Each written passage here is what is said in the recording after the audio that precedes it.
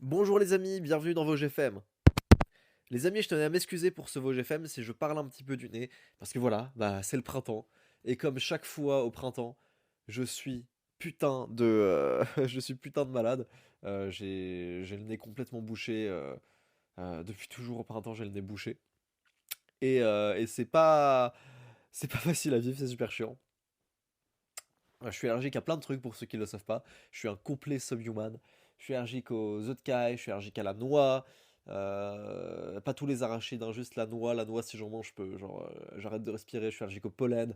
Je suis allergique aux acariens. Je suis allergique à beaucoup, beaucoup de trucs. Et bon, l'allergie au pollen est assez chiante. C'est pas la plus difficile à vivre. Si, c'est la plus difficile à vivre. C'est pas la plus dangereuse, mais c'est la plus difficile à vivre. Mon allergie la plus dangereuse, c'est clairement mon allergie aux noix. Je peux en mourir. Mais mon allergie au pollen, elle est surtout relou. Et c'est chiant. Mais bon, au moins il fait beau, donc c'est pour ça que c'est assez ambivalent avec moi, le printemps. C'est une saison que j'aime bien. Et je suis pas ultra allergique au pollen, hein, je suis un peu allergique au pollen, ce qui fait que à chaque fois c'est le début du printemps où je suis très très enrhumé. Et puis au fur et à mesure, je commence à m'habituer. Plus je passe du temps dehors, plus je m'habitue. Et c'est à chaque fois le début du printemps où j'éternue beaucoup. Et assez vite, mon métabolisme s'habitue. Alors les amis, dans cette vidéo, on va aborder, on va pas aborder beaucoup de sujets. Ok, dans cette vidéo, je vais vous parler de comment devenir riche en France, notamment en France. Pourquoi je veux être riche. euh, un conseil aux youtubeurs. Mon bilan comptable 2025, pardon, le bilan comptable de mon année 2025 qu'on va bientôt envoyer aux impôts. Et une vidéo qui est en préparation, ensuite on va répondre aux questions. Donc les amis, premier sujet de ce podcast, comment on devient riche en France. Alors vous l'avez vu, j'ai fait une vidéo sur, j'ai fait un podcast sur le fait que finalement je quitte pas la France. En tout cas, c'est plus le projet urgent pour l'instant. Ça m'embête, mais je sais pas si, honnêtement, je sais pas si je me mens à moi-même en disant que j'en ai plus envie ou c'est parce que c'est trop dur. Parce que honnêtement, je vous le dis, hein, c'est pas juste remplir des papiers. Dans mon cas, ça va être payé très cher. Ça va être payé genre, il faut que je sorte de ma poche pour ce projet d'expatriation. Il faudra que je sorte de ma poche 250 000 euros, ce qui est colossal, qui est de l'argent que je n'ai même pas en cash. Enfin, si, techniquement je l'ai, mais putain, ça me ferait tellement chier de le sortir. Ça me ferait ultra chier de sortir de 150 000 euros. Parce qu'en fait, c'est sur la valo. Et il faudrait que j'enlève de l'argent qui est investi. Ça m'embêterait. Mais techniquement, oui, si j'enlève un peu d'argent qui est investi et tout. Donc c'est pas du cash. Oui, je pourrais m'expatrier. Mais en fait, comme tu payes une taxe sur le fait de partir, soit tu payes la flat tax sur le fait de partir à l'étranger, soit tu rachètes tes biens. Dans ce cas, tu gardes ta société, soit tu fermes ta société et que tu la réouvres ailleurs. Dans ce cas, tu rachètes tes assets à toi-même. Et du coup, il faut payer l'impôt sur les sociétés d'environ un quart de la valorisation de ta société. Donc dans tous les cas, c'est sur la valorisation de ma société. Dans tous les cas, ça va me coûter entre 200 et 300 000 euros. Et ça va, en impôts, hein, juste en impôts, partir va me coûter entre 200 et 300 000 euros. Et ça m'embête trop. Ça m'embête beaucoup trop, les amis. Du coup, voilà, je vais vous expliquer comment on devient riche en France malgré les impôts, malgré tout. Faut savoir un truc, les amis. Quand vous achetez chez moi un produit, quand vous achetez chez moi, je récupère pas tout. Quand vous achetez un produit chez moi, genre MS, vous payez un an de MS pour. Donc un an d'abonnement MS, à peu près un peu plus de 200 euros. On va arrondir à 200 euros, même si c'est un peu plus. Déjà, sur ces 200 euros, il y a 20% qui partent en TVA. Ensuite, sur ce qui reste, j'ai des coûts, ok, des coûts de fonctionnement pour MS, qui équivalent à 30%, ok, du prix. Donc là, on fait 20 moins 30, on est déjà à 100 euros. Sur les 100 euros qui restent, je dois payer l'impôt sur les sociétés, qui est de 25%. Donc il reste 75 euros. Et sur cet argent restant, soit je l'investis, soit je le récupère pour moi. Donc si je l'investis, je paye 5% de taxes sur la holding. Et si je le récupère pour moi, je paye 30% de flat tax. Donc sur les 70 euros, il me reste 50 balles, tu vois. Donc en France, globalement, en comptant les coûts, hein, je compte aussi les coûts que les coûts de production, il te reste pas grand-chose à la fin. Et vous allez voir que justement, il y a quand même moyen de devenir riche malgré le fait que les impôts nous enculent. Malgré le fait que les impôts nous enculent, on a quand même moyen de devenir riche en France et je vais vous expliquer comment. Étape zéro, les amis. Plus vous commencez jeune, mieux c'est. Étape zéro, avoir des parents gentils qui vous laissent rester chez eux. Ok, ça c'est super important. Si vous n'avez pas des parents qui vous permettent de rester chez eux jusqu'à vos 20, 22, 25 ans même, ça va être compliqué. Donc ça, c'est l'étape fondamentale, avoir des parents gentils qui vous laissent rester chez eux et ne pas avoir à payer de loyer. À la limite, tu payes les courses, mais c'est tout, quoi. Ça, c'est super. Étape 0, il faut que vous l'ayez, c'est pas impossible autrement, mais sinon il faudra vraiment vivre comme un raton laveur dans un tout petit truc, quoi, et il faudra vivre comme un sous-chien. Si vous avez des parents qui vous laissent, ou alors n'importe qui vous laisse vivre gratuitement chez lui en échange de les courses ou que sais-je, c'est super. Donc ayez un endroit où vous ne payez pas de loyer, si possible chez vos parents. Voilà.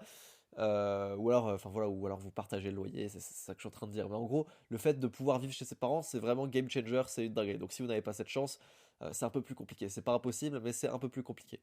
Ensuite, secondement, cravacher. Ok, vous devez cravacher. Alors attention, ça veut pas dire que c'est ce que j'ai fait moi, d'accord? Mais aujourd'hui, en faisant deux trois trucs, en investissant à droite à gauche, en comprenant comment un petit peu le game du capitalisme marche, je pense honnêtement bien comprendre comment fonctionne le capitalisme aujourd'hui et comment n'importe qui peut en tirer son épingle du jeu de manière un peu no-brain.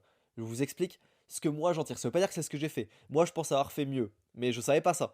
Si aujourd'hui j'avais vraiment genre zéro compétence, je savais rien faire de ma vie et tout, c'est cette méthode-là que je ferais là. Pour quelqu'un qui a à peu près bien compris comment fonctionne le capitalisme, j'ai à peu près bien compris comment on arrive à en tirer son épingle de jeu en mode no-brain. Donc ce que vous faites, les amis, c'est que vous vivez chez vos parents et ensuite vous cravachez comme un enculé, comme un sous-chien. Un sous-chien qui ne sort pas, qui n'a pas de meuf, qui fait rien de sa vie. Je veux que vous soyez H24 dans votre chambre et que vous soyez sur MS. Non, vous n'êtes pas obligé d'être sur MS, c'est pas vrai. C'est pour vendre mon truc, mais en vrai, c'est vrai parce que sur MS, il y a plein de youtubeurs. Et si vous avez d'autres moyens d'avoir plein de youtubeurs, vous faites autrement. Et sur MS, vous faites du montage pour plein de youtubeurs. Ok, au début, vous faites sous-payer, c'est normal, vous êtes mauvais. Et puis, vous apprenez le montage.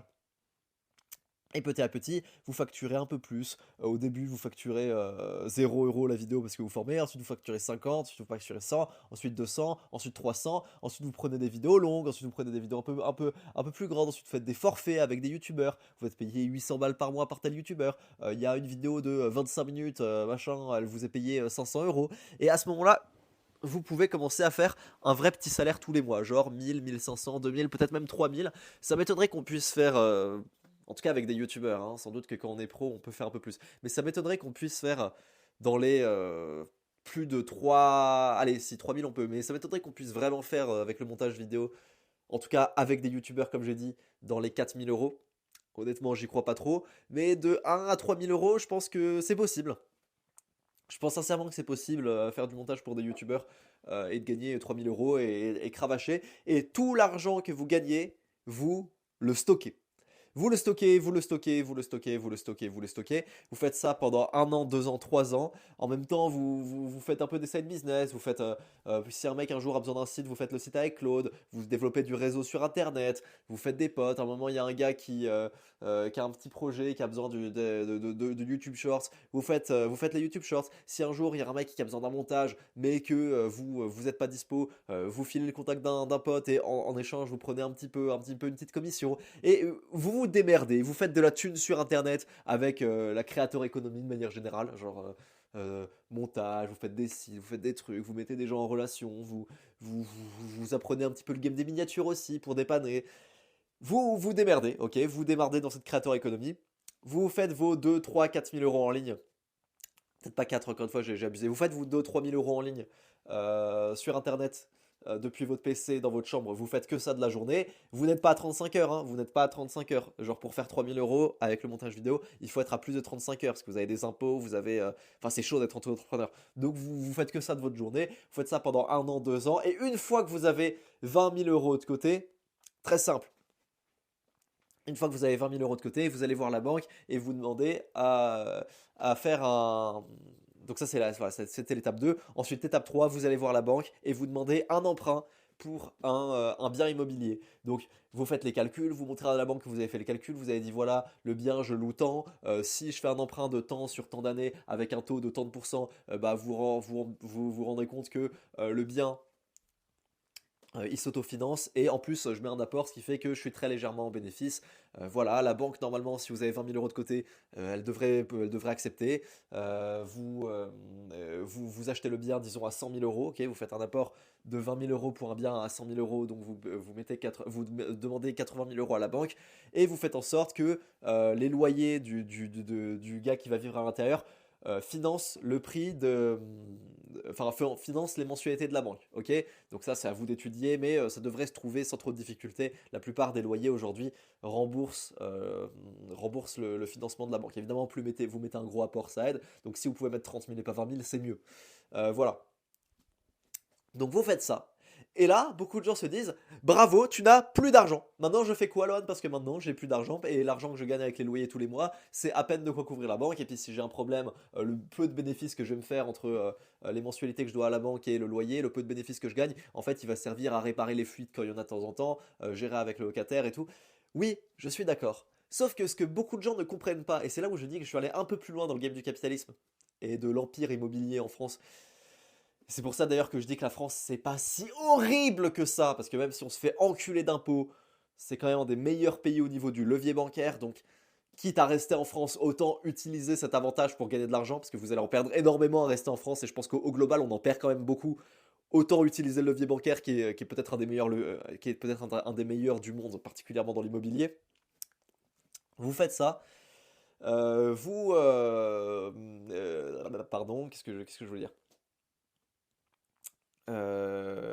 Voilà, vous faites ça. Et ce que beaucoup de gens pensent, c'est que quand tu achètes un bien à 100 000 euros que tu dois rembourser à la banque et que si tu as une dette de 100 000 euros pour la banque et que ton bien il vaut 100 000 euros, dans la tête de beaucoup de gens, t'es à zéro. T'es pas en bénéfice quand t'as un bien à 100 000 euros et que tu as une dette à 100 000 euros. D'ailleurs, le patrimoine, c'est les actifs moins les passifs, moins les dettes. Donc, sur le papier, quand t'as un appart à 100 000 euros et que t'as une dette de 100 000 euros, peut-être même un peu plus vu que t'as des intérêts, donc peut-être 120, 130 000 sur 15 ans et 140, 150 000 sur 20 ans, et bah et bah en fait peut-être même que tu es en négatif, sauf que c'est pas vrai parce que évidemment ce que tu vas payer en intérêt est compensé par le fait de l'avoir plus tôt et de pouvoir avoir des loyers, et puis les loyers ils augmentent avec le temps, hein, vous inquiétez pas. Donc là vous vous dites bah non je suis à zéro du coup, et bah non, c'est une erreur de penser ça. C'est pas parce que vous avez une dette de 100 000 euros et un appart à 100 000 euros que vous êtes à zéro, parce que vous n'avez pas juste un appart qui vaut 100 000 euros, vous avez également une hypothèque. Et l'hypothèque de votre appart à 100 000 euros, elle vaut 20 à 30 000 euros. Et donc, en réalité, quand vous possédez l'appart à 100 000 euros et que vous remboursez la dette de 100 000 euros parce que la mensualité de votre loyer du gars qui vous paye votre appart et la mensualité que vous devez à la banque, elle s'équilibre, vous êtes légèrement en positif, vous n'êtes pas à zéro. Vous êtes à plus 30 000, plus 40 000 parce que vous avez la valeur de l'hypothèque.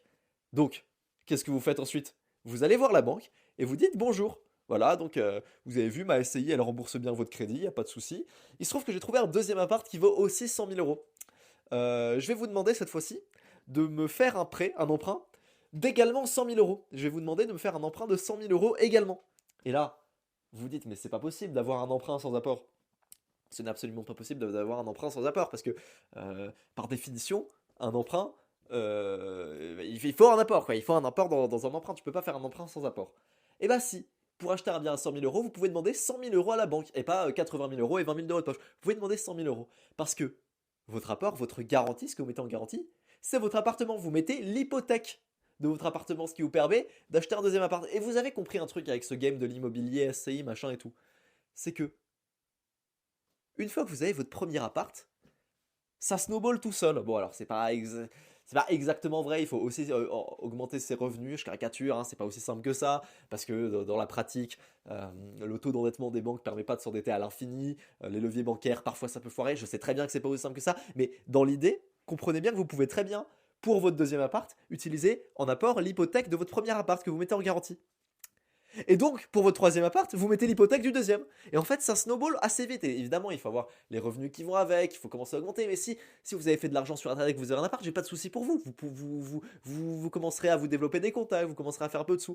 Et finalement, on s'en sort assez vite. Et puis, vous faites des emprunts sur 15 ou sur 20 ans. Et au bout des 15 ans, des 20 ans, vous avez un patrimoine immobilier monstrueux. Et vous n'avez même pas eu l'impression de cravacher pour le bâtir. Donc voilà, les amis, ça c'est le plan que je pense Vous devriez faire en France, voilà, je vais sortir ma formation immobilier bientôt.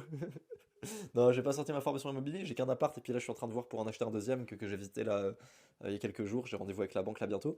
Mais en tout cas moi c'est ce que je compte faire là pour mon deuxième appart. Je vais demander aucun apport. Je vais demander à faire aucun apport ou vraiment le plus petit possible. Je vais demander de mettre mon premier appart en garantie. C'est ce que je vais demander à la banque. Et je vais leur en parler là. Et, euh, et enfin, je pense, enfin c'est pas je pense, on a déjà parlé avec la banque, je sais que c'est possible de faire ça, et je sais que dans mon cas, ils vont même accepter, parce que j'ai en cash sur mon compte en banque largement de quoi payer l'appartement plusieurs fois. Donc, comme j'ai largement de quoi payer l'appartement plusieurs fois, rien qu'en cash sur mon compte en banque, au pire, enfin, je veux dire, ils peuvent récupérer l'argent dans tous les cas, donc c'est pas un souci pour eux de le financer à 100% cet appartement. En fait, c'est largement possible de faire ça, et, euh, et je pense que alors bien sûr, c'est pas ce que je recommanderais à n'importe qui, mais pourquoi je le recommande? Parce que la question c'est pas comment devenir riche, c'est comment devenir riche en France. Moi, je garde mon conseil, hein, même si c'est pas ce que je vais faire moi. C'est pour ça que ça me gêne un peu de donner ce conseil, même si c'est pas ce que je fais moi. Mais malgré tout, ça reste quand même un conseil que je pense que vous devriez pas prendre à la légère. Même si c'est pas ce que je fais moi, si je le fais pas, c'est parce que j'ai vraiment l'impression d'être piégé, les amis. Vous devriez quitter la France. Maintenant, si vous ne quittez pas la France, si malgré tout vous restez en France, le moindre mal, c'est quand même d'utiliser ce levier bancaire. Donc c'est, selon moi, si vous voulez rester en France, ce que je pense est une erreur, si vous voulez rester en France, faites ceci.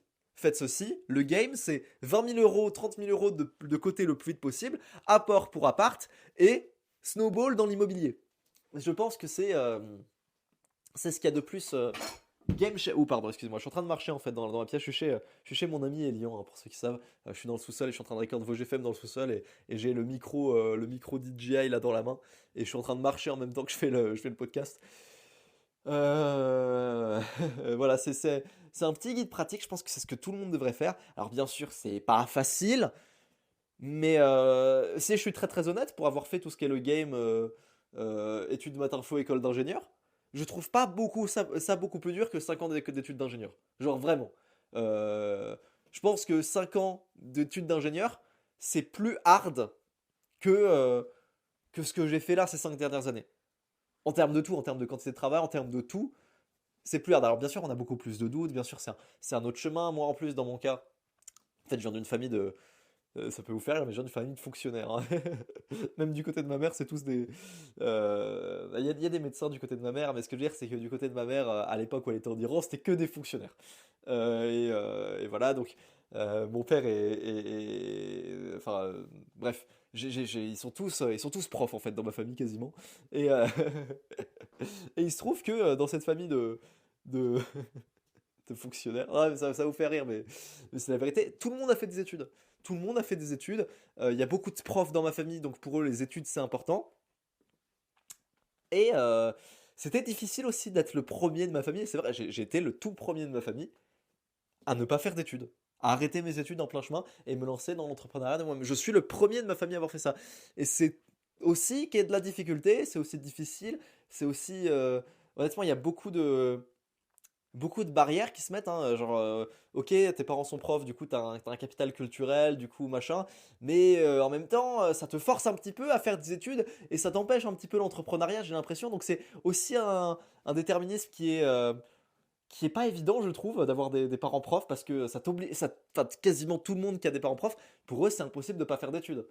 Et je pense qu'aujourd'hui, faire des études est une erreur. Vraiment, je le pense sincèrement. Bon, là, je l'ai toujours pensé, mais je pense qu'à l'ère de l'IA et de plus en plus, là, on le voit avec Claude Code et tout, faire des études, d'autant plus des études d'ingénieur, je pense que de plus en plus, les gens se rendent compte que ça sert à rien. Il y a quelques VOGFM, je disais ça encore, les gens m'insultaient. Je pense qu'aujourd'hui, là, tout le monde est d'accord, même les gens qui sont en études d'ingénieur, ayez la bonne foi de reconnaître que ça ne sert à rien ce que vous faites. Genre, même les gens qui sont en maths info, machin, reconnaissez-le, voyez Claude Code devant vous, reconnaissez que il n'y aura pas de taf. Pitié, reconnaissez-le. Mais je comprends, c'est dur de dire oui, je suis en train de me faire remplacer. Même moi, je vais me faire remplacer. Mais même youtubeur, ça sera remplacé, c'est évident. Mais le jour où ça arrivera, je reconnaîtrai, je dirais ouais, ouais. Mais bon, j'aurais bâti du patrimoine avant, du capital avant. Et on en revient à une question qui m'a été posée dans le dernier VGFM. C'était un mec qui m'avait dit, bon, je sais plus c'est qui, pourquoi je veux devenir riche, pourquoi je veux toujours plus d'argent. Il y a des gens qui me demandent si est-ce que j'ai manqué d'argent étant plus jeune. Pas du tout. Pas du tout. Alors sachez-le, prof, ça gagne très très bien, enfin très bien sa vie. En tout cas pour 18 heures de travail par semaine, prof, ça gagne genre 2500 euros. Alors là, chacun de dire est-ce que c'est riche, est-ce que c'est pas riche. Moi, je trouve pour 18 heures de travail par semaine, c'est pas mal du tout. Mais en tout cas, c'est pas pauvre, ça c'est certain. Et, euh, et non, c'est pas une histoire de j'ai manqué d'argent, du coup j'en veux plein. C'est juste que les gars, je sais qu'une carrière sur Internet, c'est tellement court. À tout moment, ma carrière, elle s'arrête. À tout moment, mes vidéos font plus de vues. À tout moment, que sais-je, tu vois, je me fais bloquer mes comptes. À tout... Et là, à ce moment-là, je serais content d'avoir mis tout mon argent dans des ETF et et dans des appartements. Je suis très content. Imaginons ça s'arrête dans 2 ans. Dans 2 ans, j'aurai, je sais pas combien d'appartements, peut-être 4, 5. Je sais pas combien de centaines de milliers d'euros investis dans des ETF, peut-être 1 million.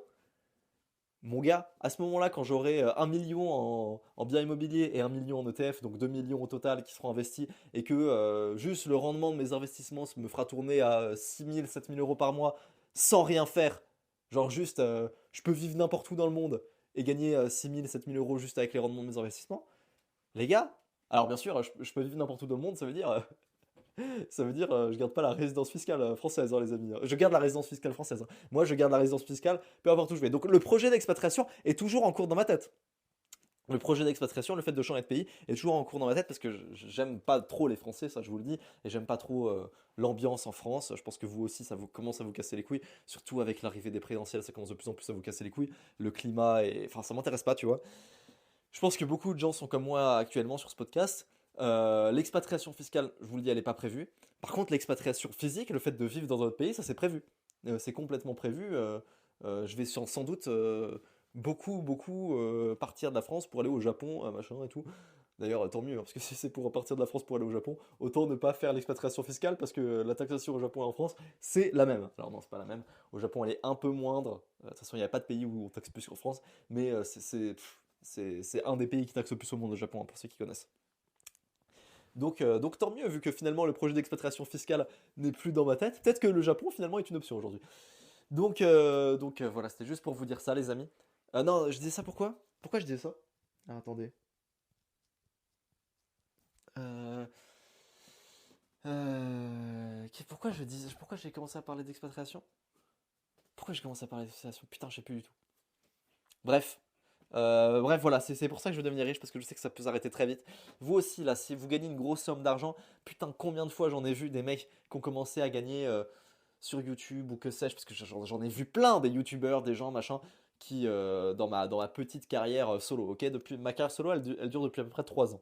Et dans cette carrière solo, j'ai vu plein de YouTubeurs décoller, exploser en plein vol. Des mecs qui commençaient à gagner, qui gagnaient des 10K par mois, des machins, qui n'ont rien construit, qui n'investissaient pas ce qu'ils gagnaient, qui n'investissaient pas dans leur business, qui flambaient tout, qui pensaient que ce serait toute leur vie comme ça, genre ah ça y est j'ai fait un mois 10K, ça y est je vais pouvoir le refaire, c'est facile.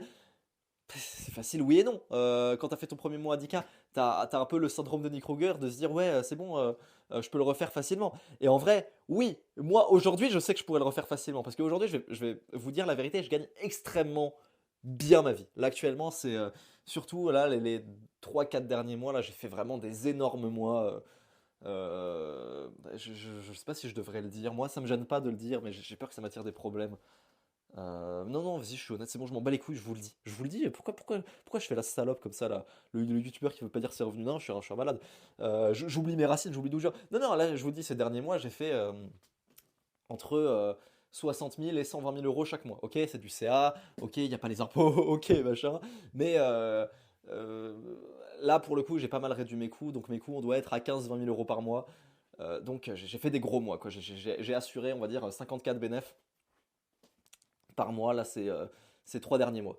Sur ces 54 bénéfices ces 3 derniers mois, les gars, tout est investi. Bah si, je m'achète une i8 là, je sais, beaucoup de gens vont me dire ouais Lohan, t'achètes une voiture de fou. Non mais rends-toi bien compte que si je m'achète une voiture à 50 000, c'est que c'est ce que je fais en bénéfice sur un mois. C'est-à-dire que je vais pas m'acheter une voiture à 500 000. Tu vois, aujourd'hui, enfin, pour une i8 à 50 000 euros, j'ai plusieurs centaines de milliers d'euros investis aujourd'hui. Mais vraiment, tu vois. Donc ça va, j'ai vraiment pas l'impression de flamber. C'est le premier truc de kiff que je me fais en 2 ans, à peu près gagner bien ma vie. Et bref, j'en ai vu plein des gens et donc voilà, tout ça pour dire que oui, aujourd'hui, je sais que je pourrais, là aujourd'hui, facilement faire 10K par mois. Genre, je le sais. Mais au début, j'avais ce truc-là de me dire, ouais, c'est facile et tout. Mais en vrai, non, c'est pas facile. Et beaucoup de gens commencent à les faire, explosent en plein vol, investissent pas, et en fait, ça dure pas. Ça dure pas. Et t'es dégoûté ensuite de pas avoir investi. Parce que imagine, t'as gagné 10K par mois, tu l'as gagné pendant 6 mois. Mec, t'as tout économisé, ça se fait 60K. Mec, 60K, c'est déjà 2 apports pour 2 apparts. Putain de merde, t'es un débile mental. T'aurais pu être plus riche de 2 apparts et donc de 2 hypothèques, t'as bien compris ce qu'on a dit juste avant. T'aurais pu être riche de immédiatement 2 hypothèques et dans 15, 20 ans, 2 appartements en plus dans ton patrimoine. Donc c'est ta sécurité à vie, hein, 2 appartements, c'est-à-dire 2 loyers à vie qui tombent, ça te fait 1500 balles tous les mois. Donc une sécurité de malade mental. Et t'as préféré tout cramer parce que tu pensais que c'était facile. Non, c'est pas facile. C'est pas facile. Et aujourd'hui, je vous le dis, ça peut vous étonner, mais je suis vraiment prudent avec mon argent. Et je suis vraiment prudent dans ma vie avec tous mes assets. J'essaie vraiment de tout investir. J'essaie vraiment de me dire, ok, demain je me fais cancel pour X ou Y raison. C'est pas grave. C'est pas grave. J'ai plusieurs millions investis. Et c'est mon but. Donc oui, évidemment que je veux être riche. Et je veux pouvoir me dire, ok, là, si demain ça se termine, j'ai coffré au maximum à battre le fer tant qu'il est encore chaud. Vraiment. Alors, des gens disent que voilà, c'est un réflexe d'ancien pauvre. Ce qui est pas forcément le cas, j'étais pas pauvre. Alors, comme j'ai dit, j'étais pas riche non plus. Je pense que je pense qu'on peut dire que j'étais classe moyenne supérieure, sans trop de soucis. À vous de me dire, hein, moi je considère que travailler 18 heures par semaine en étant prof et tout, être fonctionnaire, t'es déjà dans les gens bien quand t'es fonctionnaire, t'es déjà dans les gens assez élevés en France quand t'es fonctionnaire parce que tout le monde se fait allumer. Et toi tu profites du système encore reculé. Ah, je rigole. Bisous à mes parents. Mais ce que je veux dire, c'est que euh, j'ai pas connu la pauvreté, tu vois. Peut-être que j'ai connu la pauvreté quand j'étais à Paris et à Nancy, parce que mes parents m'aidaient pas, enfin pas trop, pas beaucoup du tout, quoi. Et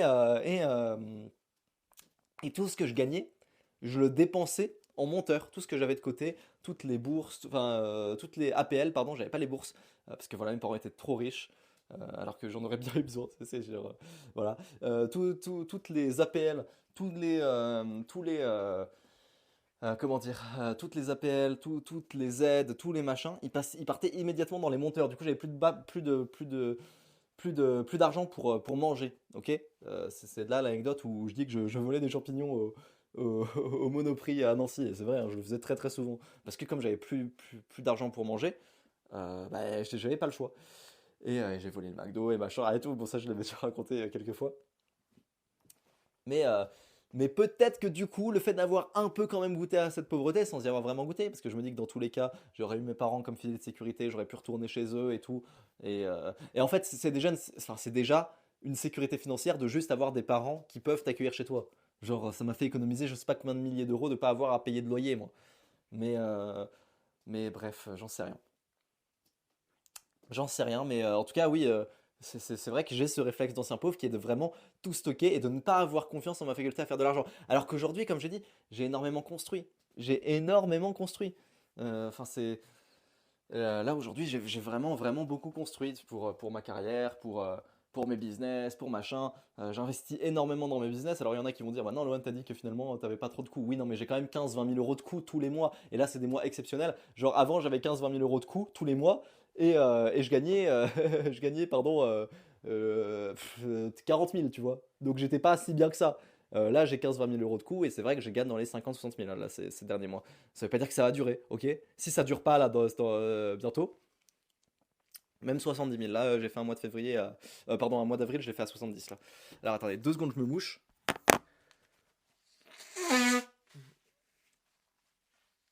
Ah. Voilà. Là, ces derniers mois étaient vraiment bons, mais ça veut pas dire que ça sera toujours le cas. D'ailleurs, je voulais vous le dire, là, je voulais vous parler de mon bilan comptable là de 2025. Je me suis rendu compte d'un truc de fou, un truc de fou. Je pensais que je gagnais super bien, là, beaucoup d'argent et tout, mais vous vous rendez pas compte des coûts que j'ai. Vous vous rendez pas compte comment, quand vous vous payez, que je l'avais dit dans un podcast, quand un mec me paye pour sa chaîne 2000 € pour se faire accompagner, le recrutement, le machin, le truc. Quand un mec me paye 2000 € pour sa chaîne, les amis, je disais, ouais, il me reste 800 € dans ma poche en vrai, et ça n'a pas compté le fait que moi je dois travailler, les appels avec le mec, le fait de créer sa chaîne, le fait de devoir recruter. Genre, tout mon travail n'est pas compté. 800 € c'est pour mon travail après avoir eu les différents coûts. Les gars, je vais pas vous mentir, c'est encore moins que ça. J'ai vu, enfin, j'ai fait les comptes et tout. Je suis. Alors, après TVA, c'est-à-dire, genre, vous comptez même pas la TVA, sinon vous rajoutez encore 20% de plus. Enfin, pas 20 points de pourcentage, mais 20% de plus. Les gars, mon chiffre d'affaires à l'année 2025, Et mon bénéfice, c'est genre 22%, je crois. Je crois que j'ai genre 77% de coûts. Genre sur 100 000 euros, je dépense 77 000 euros pour gagner 100 000 euros. Et donc au final, je gagne que 22 000 euros. Mais je sais pas si vous vous rendez compte, tous les coûts que j'ai, les amis. Et en fait, les 22 000 euros que je gagne, c'est en fait c'est mon temps de travail qui va être utilisé. C'est le fait que j'ai plein de mecs en appel, le fait que je recrute. Enfin, c'est tout ça. C'est tout ça. C'est les lives aussi, c'est tout ça. Et en fait, genre vraiment, je me répète, mais quand je vous dis quand vous payez MS ou Maxi ou machin, croyez pas que ça y est, j'ai enrichi Lohan de tant d'argent et il va s'acheter une 8. Non! C'est genre vraiment quasiment tout vous est rendu en service, en que sais-je, en tout, tu vois, genre, croyez pas que sur MS ou même sur Maxi, on a les deux, hein, on paye des gens sur MS, sur Maxi. Le fait d'avoir un coach vocal, le fait d'avoir des retours personnalisés à chaque vidéo, ça c'est quelque chose qui est compris dans le fait que vous payez. En fait, et je ne comprends pas comment font les autres, tout ce qui va être infopreneur, machin et tout. Surtout les gens qui font du coaching, tu vois, tous les gens qui font pas de la formation, parce qu'à la limite, formation, je comprends, c'est scalable. Mais coaching, mec, je ne comprends pas comment les mecs, tu les payes 1000 euros, ils ont 1000 euros dans leur poche ou 900 euros dans leur poche. Je ne comprends pas. Enfin, pour moi, ça, c'est typiquement un dysfonctionnement, peut-être même on pourrait appeler ça un scam, hein, dans le sens où il y a un gros dysfonctionnement où c'est tellement disparate entre ce que le mec, euh, paye et ce que tu reçois. Parce que, enfin, je sais pas quel service demande aucun coût et peut valoir autant. Je ne comprends pas. Bref, tout ça pour dire que je suis riche, mais en même temps je suis pauvre. Et en même temps, je pense que c'est une bonne mentalité, se comporter comme un pauvre avec l'argent, parce il faut, euh, il faut faire ça. Donc quand j'ai vu ça, je me suis dit, waouh, putain de merde, c'est chaud que je gagne si peu. Donc je vais essayer de baisser mes coûts et tout. Ou alors je vais essayer de faire entrer plus de monde, gagner plus d'argent, faire plus de vues pour pouvoir scaler mieux, tu vois, que mes coûts augmentent un peu, mais pas autant que mon chiffre d'affaires, tu vois.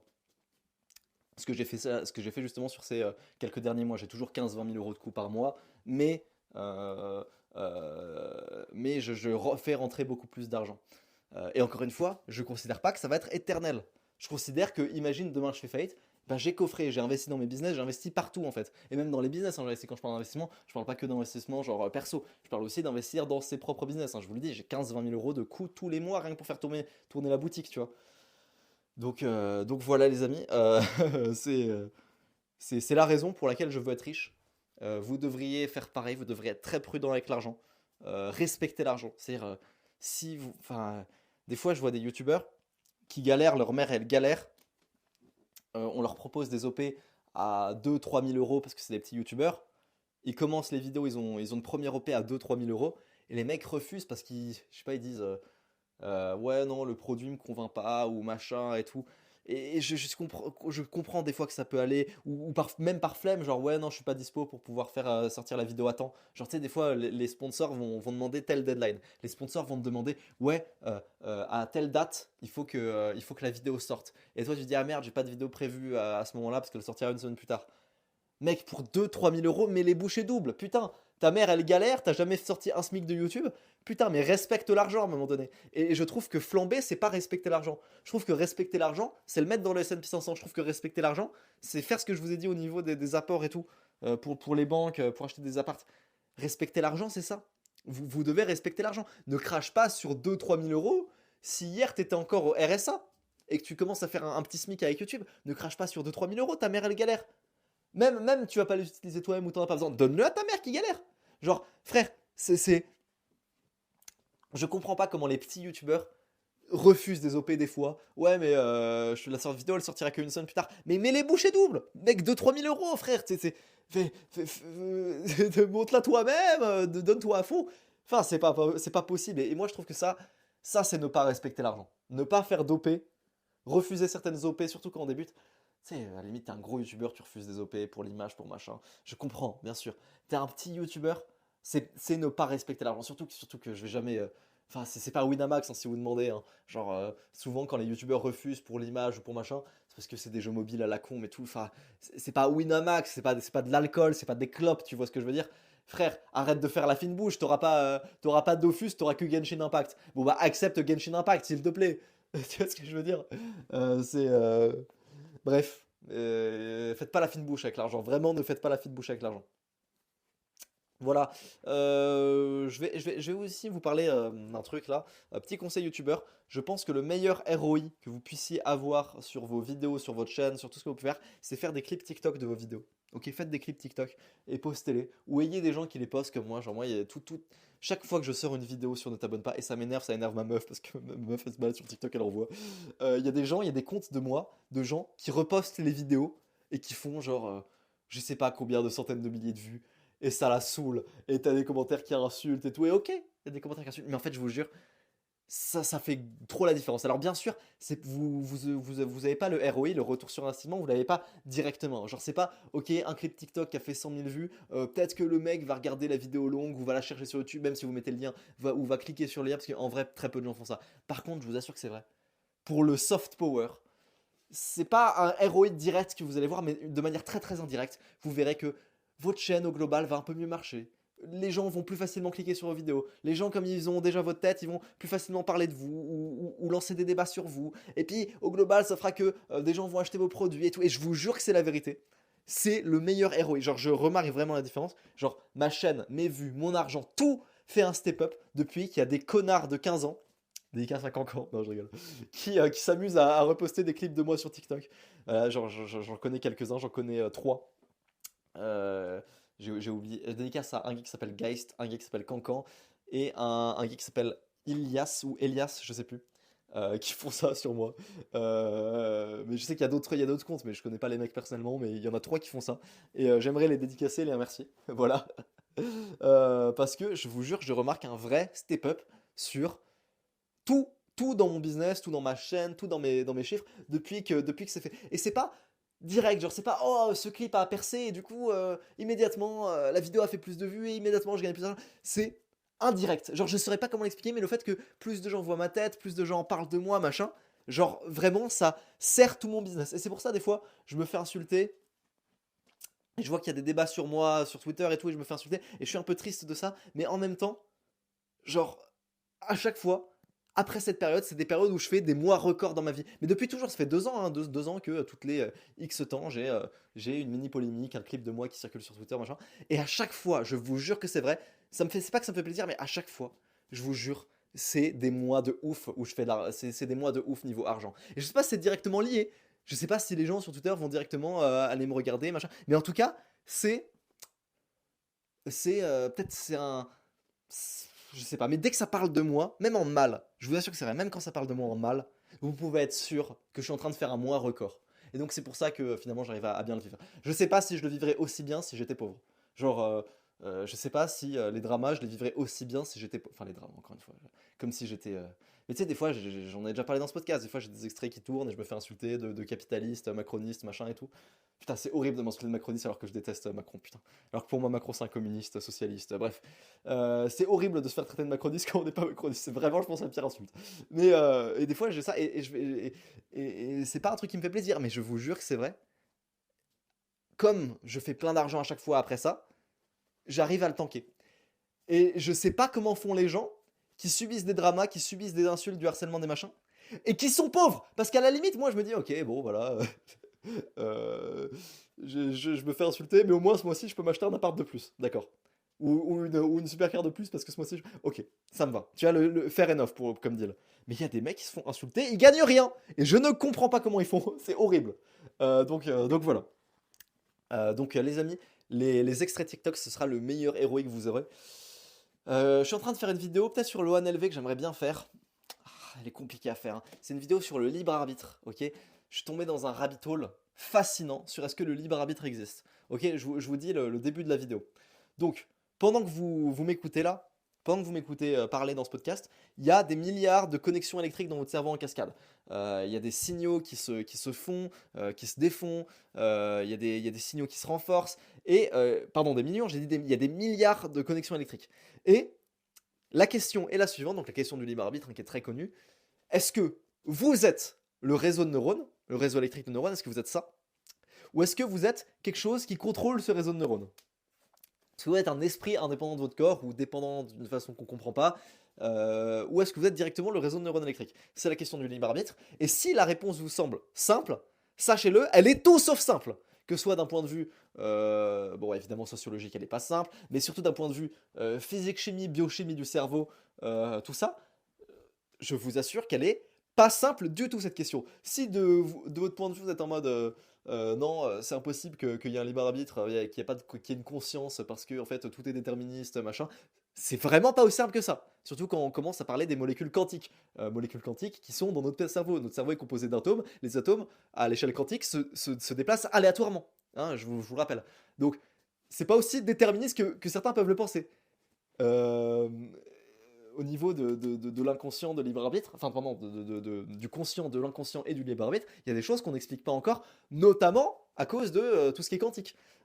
Si vous pensez que au contraire, si on a un libre arbitre parce que c'est évident, on va pas être déterministe 100% et tout, c'est aussi pas aussi simple que ça. Genre, c'est une vidéo qui est passionnante et je suis tombé dans un rabbit hole à ce sujet, je suis en train d'écrire là-dessus. C'est fou, je sais pas comment bien le faire. Là, il y a Fog, des casses à Fog qui est sur MS, voilà, je fais des gros bisous, qui a sorti une vidéo sur Minecraft qui s'appelle ce jeu, la fin de ce jeu nous tuera tous, qui a super bien marché. Voilà, dédicace à lui. Euh, Gros bisous à ce mec qui était sur MS il y a longtemps et puis qui est revenu et tout. Moi, ça me fait trop plaisir et il est trop fort, voilà. Et je lui ai demandé son avis sur la vidéo. Et je pense qu'il faut que je la retravaille encore énormément pour en faire quelque chose de quali, tu vois. J'ai pas envie de faire le bandeur de ego ou le bandeur de storytelling, ça m'intéresse pas trop, mais c'est vrai que quand tu vois le niveau des vidéos, même de Fog, de ego, de machin et tout, je me dis putain, sur un sujet si passionnant, ça vaudrait le coup quand même de travailler un peu plus l'écriture, de travailler un petit peu plus le sound design, la 3D, les machins. Donc si il y a quelqu'un que ça intéresse et qui est à la fois extrêmement bon en vidéo, les amis, contactez-moi s'il vous plaît, parce que je sens que je vais pas pouvoir faire cette vidéo tout seul. Genre, je sens que cette vidéo, je veux en faire un truc de fou malade, tu vois. Et ça fait un peu bandeur de dire comme Ego. Mais en vrai, j'ai envie de dire un peu comme Ego, parce que j'ai beaucoup aimé la dernière vidéo d'Ego. S'il y a un mec qui est intéressé par ce sujet, mais qui est vraiment doué, hein, je parle pas d'un petit de 15 ans, je parle enfin, vous pouvez être un petit de 15 ans et être doué, mais c'est rare. Je parle d'un mec qui a déjà bossé sur ce genre de truc, des gens qui ont bossé typiquement avec Fog et tout machin. Si vous êtes intéressé et que le sujet vous a intéressé, venez, on en parle, on essaye de faire la meilleure vidéo possible à ce sujet, on rebosse tous les angles, parce que moi je pense qu'il faut que je rebosse absolument tous les angles, et voilà. Les amis, pour la fin de ce podcast, je vais répondre aux questions des abonnés. Ok. Donc les questions pronotes. Je sais pas pourquoi je dis les questions pronotes. Alors, première question, penses-tu que les inégalités salariales entre hommes et femmes existent vraiment? Ouais, mais je pense que c'est beaucoup moins que ce qu'on dit. Genre, à poste égal, c'est une histoire de à quel point tu prends les variables en compte. Genre, si tu prends aucune variable, si tu compares hommes et femmes, c'est tant, machin. Je pense que ça doit exister, mais c'est beaucoup moins que ce qu'on pense. Genre, si on prend toutes les variables possibles, ça doit être léger, quoi. Euh, mais ça doit exister, hein. Je le nie pas, mais je pense que c'est beaucoup moins que ce qu'on pense. Salut Lohan, je vais bientôt lancer un business avec mon cousin. Est-ce que c'est une bonne idée selon toi? Les business avec les gens de la famille, les business avec les amis, il n'y a pas de bonne réponse. Oui, il faut le faire, non, il faut pas le faire. La question que j'ai envie de te poser, c'est est-ce que si c'était pas ton cousin, tu l'aurais fait avec cette personne aussi? Voilà, réponds à cette question. Et d'ailleurs, à chaque fois que vous voulez lancer un business avec un pote, avec un machin, demandez-vous si c'était pas mon pote, si c'était pas mon frère, est-ce que je lancerais un business avec lui? Si la réponse est non, non, vous le lancez solo dans ce cas. Si la réponse est oui, oui, bah oui, pas de souci. Selon toi, à quel moment on est considéré comme bloqué économiquement dans le pays? À partir de quel moment tu conseilles de partir? Partez le plus tôt possible si vous pouvez. Si vous pouvez, partez le plus tôt possible. Aujourd'hui, si je peux pas partir, c'est parce que j'ai énormément de valorisation en France. Genre ma boîte, je sais pas combien de millions elle vaut, mais elle doit valoir entre 1 et 2 millions ma boîte actuellement, ok? Et tout ce que je possède, tout mon patrimoine actuellement doit valoir entre 1 et 2 millions. Ok. C'est pour ça que je dis que je suis millionnaire, même si c'est pas le cas. Mais en patrimoine, je suis papier, machin et tout. Si on compte les apparts, les investissements et la valorisation de MS, oui, je suis millionnaire, mais ce qui n'est pas le cas en vrai. Mais voilà. Donc, à partir de ce moment où vous avez une grosse valorisation, les gars, c'est très compliqué de partir de la France. Parce que quand vous partez de la France, vous devez soit fermer la société et la réouvrir à l'étranger. Du coup, vous devez racheter vos assets. Vous n'avez pas le droit de réutiliser une chaîne YouTube d'une autre société que vous avez fermée et que vous revenez d'ouvrir. Vous n'avez pas le droit de faire ça. Donc, ça va vous créer un bénéfice de 2 millions d'euros sur votre société sur laquelle vous avez payé 25% d'impôt sur les sociétés, donc 500 000 euros. Donc, ça va vous coûter 500 000 euros. 500 000 euros que je vous rappelle, vous ne l'avez pas. Vu que c'est de la valorisation, vous allez payer 500 000 euros sur de l'argent que vous n'avez pas. Euh, et, euh, et si vous fermez pas la société, vous devez vous prendre l'exit tax qui est de 30% de tout ce que vous possédez en France. Donc à peu près kiff-kiff, quoi. C'est une horreur. C'est une horreur complète, les amis. Je vous le dis, aujourd'hui, je ne peux pas payer. Enfin, je peux pas payer. Si aujourd'hui je veux me barrer de la France, c'est vraiment, je vais être taxé sur de l'argent que je n'ai pas. Quand je vous dis que je ne peux pas partir, c'est je ne peux pas partir. Ils vont prendre en compte la valorisation de mes apparts, de mes investissements, mais pas que de ma chaîne YouTube, de MS, de machin, et ça fait beaucoup d'argent. Donc ils vont le valoriser énormément. Mais les amis, quand je vous dis je ne peux pas partir, c'est pas, c'est vraiment, je vais devoir payer avec de l'argent que je n'ai pas. C'est impossible de partir pour moi actuellement. Donc j'ai vu des gens qui étaient en mode oui, Lohan,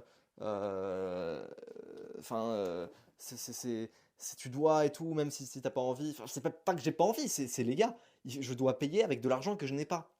Et ça me fait chier autant que vous, mais j'aurais dû le faire plus tôt. Voilà. Donc le plus tôt possible, avant même que votre valorisation explose. Donc le plus tôt possible, les amis. Parce que sinon, vous allez vous manger des taxes de sortie d'enculé de sa mère la pute. Dans le fond, est-ce que je serais pas plus rentable à faire des montages fiscaux? Vous serez jamais rentable en France, même si vous faites des montages fiscaux. Ok, vous serez jamais plus rentable en France que dans n'importe quel autre pays, même si vous faites des montages fiscaux. Vous pouvez optimiser, quitte à rester en France, comme je vous l'ai dit, utilisez le levier bancaire au maximum, parce que au moins ça pourra vous aider à bâtir du patrimoine. Il faut bien qu'on joue avec les avantages qu'on a dans notre pays. Mais a priori, même avec tout ça, je pense que vous êtes plus rentable à partir. Sur la théorie du Dieu personnel. Ah oui, dédicace à Bourdop, c'était Bourdop qui m'avait posé cette question. Donc Bourdop, je sais pas si vous avez vu, c'est la dernière étude de cas sur la chaîne étude de cas. La chaîne étude de cas, il commence à bien prendre, hein, ça me fait plaisir les amis que vous aimiez la chaîne étude de cas. Donc voilà, donc pour ceux qui se demandent, c'est des analyses de chaîne. Enfin, pas vraiment des analyses de chaîne, mais plus des, euh, des questions sur YouTube posées par des youtubeurs, que me posent des youtubeurs, que je réponds en audio sur Spotify, Apple Podcast et YouTube. Vous tapez Lohan étude de cas. Voilà. Sur la théorie du Dieu personnel, comment se fait-il qu'il y ait eu des atrocités comme la Shoah ou l'esclavage? Alors, beaucoup de gens me posent cette question parce que, comme je dis que je croyais en Dieu et en un Dieu personnel, voilà. Lohan, si Dieu fait les choses conformément au bien et à la justice, ce que je crois, et ce que croient la plupart des religieux, enfin, normalement tous les religieux croient que Dieu fait les choses en accord avec le bien et la justice. Comment expliquer la Shoah ou l'esclavage? Les amis, je ne sais pas. Et c'est un très bon argument des athées, hein, d'ailleurs, c'est un très très bon argument des athées. Je sais pas, mais je vous assure que ça n'ébranle pas ma croyance. En tout cas, ma croyance personnelle à moi, elle n'est pas ébranlée. Je vous assure que je ne sais pas, je sais que c'est un bon argument, effectivement, pourquoi il y a eu la Shoah ou l'esclavage, mais ma foi n'est quand même pas ébranlée. Malgré tout, je vous jure que je crois en Dieu malgré tout, parce qu'il m'arrivait trop de trucs. Mais c'est un très très bon argument des athées, hein, je sais pas. Je sais pas du tout. Si Dieu fait les choses conformément au bien et à la justice, comment il peut laisser, même encore aujourd'hui, des atrocités pareilles? Je ne sais pas. Je ne sais pas, les amis. Plusieurs grosses questions. Alors, j'ai déjà répondu à la deuxième question en commentaire. Donc, j'ai répondu à son commentaire au mec. Donc, je vais juste répondre à une question. La première question, c'est: je pense que tu as construit une grosse base de ton audience avec le Lohan 2023 Dev Perso Discipline, blablabla. Et comme tu l'as dit toi-même, ces derniers temps, tu focus ne t'abonnes pas, divertissement. Tu sais très bien, pour te citer, que tu as une personnalité magnétique. D'où ma question: n'as-tu pas peur de tirer vers le bas ta communauté que tu as aidée par le passé, qui s'attachait à ta personne et qui t'a associé à une image de discipline? Je pense pas. Je pense qu'en net positif, je suis largement positif. Je pense que même à l'époque où vous regardiez Lohan LV Dev Perso, vous regardiez des trucs à la con à côté. Et puis, quitte à faire un truc à la con, j'essaie de faire vraiment un truc. Enfin, genre, je vais pas vous mentir quand je dis ouais, je regarde Polska, c'est débile et tout. Je regarde quand même. Et ça, moi, j'aime bien regarder ça. Genre, c'est pas genre ouais, non, mais je sais que c'est de la merde, mais je regarde pour l'argent. C'est pas vrai. Genre, genre c'est comme les mecs qui regardent la télé-réalité et qui disent ouais, on fait des réacts à la télé-réalité, mais enfin, je comprends que c'est débile et tout, ouais, mais tu regardes quand même. Non, je vous jure que c'est vrai. Je sais que c'est débile, mais j'adore regarder des trucs à la con, des Polska, des Tislash, des trucs. Surtout quand je sais que ça fait des vidéos très très drôles derrière, en réact, en machin. Euh, J'essaye d'aider au maximum parce que quand même, mine de rien, les gens qui s'abonnent à Ne t'abonne pas finissent par tomber un peu plus dans le rabbit hole. Je sais que j'ai une personnalité magnétique, donc les gens s'intéressent à moi, donc les gens vont écouter les podcasts. Dans les podcasts, je trouve que je suis quand même un peu plus intelligent, je peux donner des bons conseils. Même dans la dernière vidéo Ne t'abonne pas, je donne des conseils de finance, d'argent, je dis un peu ce que je dis dans ce podcast, même si je le dis en beaucoup moins élaboré sur comment avoir de l'argent. J'essaye, même si c'est du contenu débile, au moins de garder, d'être positif, tu vois, de pas être fataliste, genre de surtout pas être pessimiste lorsque je parle aux gens, de rester optimiste et quand même de transmettre des valeurs enfin, de bon sens. Enfin, je suis désolé, tu regardes une vidéo même de Ne t'abonne pas, ok, c'est débile, mais à aucun moment, même quand je fais des vannes et tout, tu vois que je vanne les flemmards, tu vois que je vanne les gens pas ambitieux, tu vois que c'est ça que je vanne, tu vois. Et ça me semble tellement évident, même dans ces reacts-là, qu'on est ambitieux, qu'on est machin. Enfin, j'ai l'impression que c'est une atmosphère qui règne quand même sur la chaîne, tu vois. Le fait qu'on est ambitieux, qu'on fait du sport, qu'on machin, même si c'est pas l'objet. Euh, euh, Ne crains-tu pas que cette transition soit à karma négatif? Ah, non, du coup, non, je pense pas. Je conçois que publier du contenu divertissant n'est pas en soi une mauvaise chose, mais c'est ici particulièrement le public ciblé qui n'est pas lambda, mais bien conditionné au dev perso. Non, je pense pas. Je pense encore une fois que. Même si. Enfin, encore une fois, si je faisais encore des vidéos dev perso, honnêtement, qui les regarderait? Je suis désolé. Euh, React sur Adé Laurent, ça fait. Je sais pas quoi, ça fait 60, 70, peut-être même 80 000 vues. Ouais, 80 000 vues. React sur Adé Laurent, ça fait 80 000 vues. React au cancer de Kenyon, ça fait 100 000 vues. 120, 120. Elle a repris 20 000 vues là cette semaine. Enfin, je pense que des vidéos dev perso, ça ferait pas de vues. Je pense sincèrement. Donc, quitte à faire beaucoup de vues sur du contenu pas forcément le plus enrichissant personnellement, mais que à côté, je donne quand même, j'essaie de donner des conseils pas trop horribles dans les vidéos, et qu'en plus, ça redirige vers un podcast, ça redirige vers MS, qui sont des trucs quand même très positifs, ça redirige vers Maxi, qui est quand même quelque chose de très positif. Au global, ça doit être quand même pas trop mal. Parce que je vous jure, je ferai des vidéos dev perso, vous les regarderez pas. Enfin, c'est la vérité, les gars. Ok. Pourquoi tu essayes de gagner plus? Bah voilà, j'ai répondu à cette question. Et voilà les amis, donc j'espère que vous avez aimé ce podcast, et je vous souhaite une bonne soirée. Ciao tout le monde!